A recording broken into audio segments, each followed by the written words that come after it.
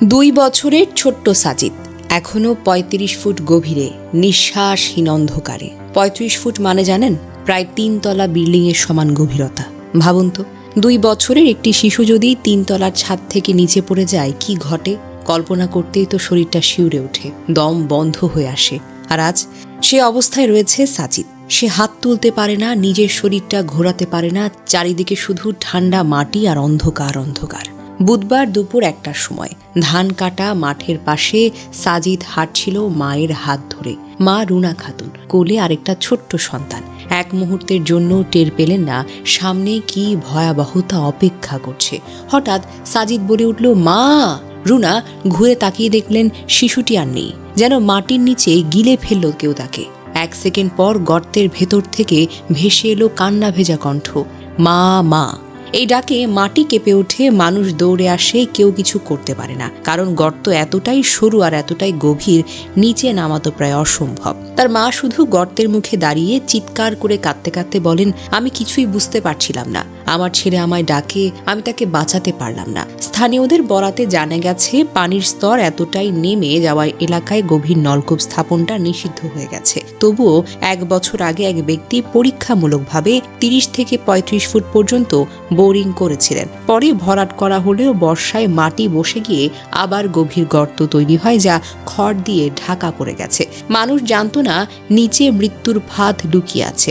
ঘটনার আধা ঘন্টা পর ফায়ার সার্ভিস ঘটনাস্থলে পৌঁছে 3টি ইউনিট জরুরি উদ্ধার অভিযান শুরু করে। গর্তের ভেতরে অক্সিজেন পাঠানো হয় যেন ছোট্ট সাজিদ শ্বাস নিতে পারে। পাশে খনন যন্ত্র দিয়ে নতুন আরেকটি বড় গর্ত খোঁড়া হচ্ছে, পাশ দিয়ে নেমে শিশুটির কাছে পৌঁছানোর জন্য। এখন পর্যন্ত 10 থেকে 12 ফুট খোঁড়া হলেও আরও কয়েক ঘন্টা সময় লাগবে বলে জানিয়েছে উদ্ধারকর্মীরা। রাজশাহী বিভাগের ফায়ার সার্ভিসের সহকারী পরিচালক দিদারুল আলম বলেন, আমরা বিকাল 4টা পর্যন্ত তার সাড়া পাচ্ছিলাম, কিন্তু মানুষের হট্টগোল, শব্দ, ভিড় এসবের কারণে এখন সাড়া পাওয়া প্রায় কঠিন হয়ে গেছে।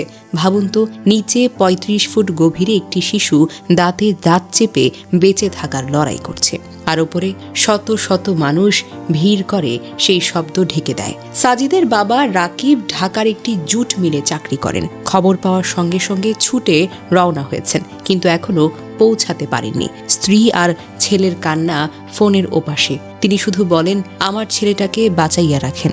একজন বাবারই অসহায় আকুতি মাঠের পাশে সবাইকে আরও বেশি স্তব্ধ করে দেয়। রাত বাড়ে, মাঠের চারপাশে মানুষ শুধু একটা বাক্যই বলে, আল্লাহ, আমার বাচ্চারা যেন বেঁচে থাকে।